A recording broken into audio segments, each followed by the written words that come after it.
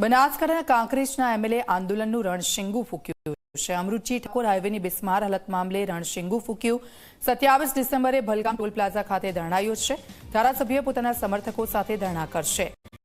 Deesa Radhanpur હાઈવેના service રોડની હાલત દયનીય છે। રોડની હાલત દયનીય હોવાથી અકસ્માતનો ભય વધુ છે। ત્યારે રસ્તો નહીં સુધરે તો ટોલ પ્લાઝા ખાતે જન આંદોલન પણ છેડાશે।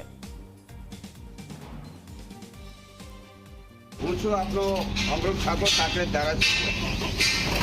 વારંવાર તાલુકા જિલ્લા સંકલનોની અંદર થરાદ શહેરના બંને બાજુના સર્વિસ રોડ છેલ્લા 12 મહિનાથી અસહ્ય ખાડા પડી ગયા છે। ચોમાસાની અંદર પાણી પડી જાય છે। બાઇકવાળા, ટુ વ્હીલવાળા, ફોર વ્હીલવાળા કેટલાય માણસો આ ખાડામાં પડી ગયા છે।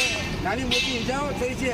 ત્યારે સરકારી તંત્રને વારંવાર રજૂઆત કરવા છતાં આ સમસ્યાનો પ્રજાને પડતી હાલાકીનો કોઈ સંતોષકારક જવાબ મળતો નથી અને એ બાબતની કોઈ કાર્યવાહી કરવામાં આવતી નથી। ત્યારે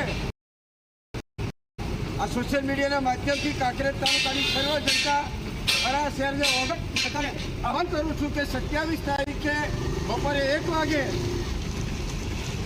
ભલગામ ટોલ પ્લાઝા ઉપર આ બેરા મુંગાનો ઢોંગ કરતા નેશનલ હાઈવે અધિકારીઓના આંખને કાન ખોલવા માટે 27 તારીખ બપોરે 1 વાગે ભલગામ ટોલ ટેક્સ ઉપર ધરણાનો કાર્યક્રમ કરવામાં આવ્યો છે। આપ સૌ વિશાળ સંખ્યાની અંદર આ ધરણા કાર્યક્રમમાં ઉપસ્થિત થશો એવી આપ સૌને વિનંતી।